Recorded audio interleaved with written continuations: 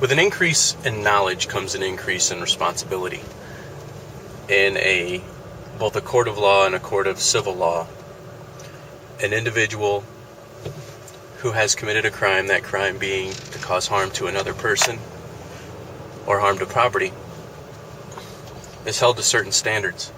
Increased training such as martial arts training, mixed martial arts training, boxing lessons, military experience, law enforcement experience, all come into play when you are faced with charges of harming another human being, regardless of the reason.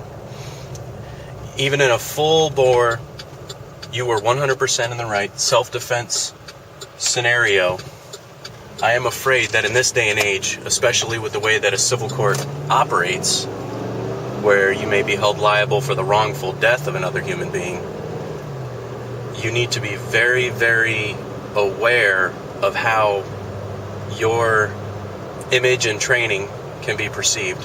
Where this comes into play is especially on YouTube. For you guys that are thinking about cracking a couple of videos about handguns, think about how that's going to change the standard by which you'll be judged. There's an extremely popular YouTuber who, in his philosophy, and I'm not saying that his philosophy is wrong and mine is correct, but this is something to consider. In his philosophy, he is concerned with the primary self-defense at all cost.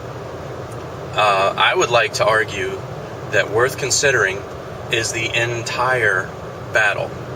It doesn't just end when your immediate threat ends. It ends when you are acquitted of the crime that you have, in fact, just committed. And it is a crime to shoot somebody. Period. There's no two ways about it. You will have to be acquitted of that particular crime in a self-defense shooting or lethal action or even assault type scenario. Now the reason for this, yeah, you could say, well, it's worth it, and I'll take the fall because my family is safe. That's great. That's wonderful. And that really takes care of the one time. But what about the next time?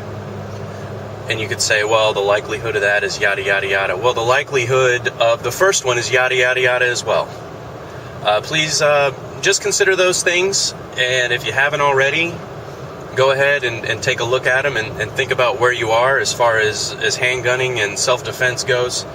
And if you have any questions or any thoughts on the matter, feel free to comment below. Thanks for your time.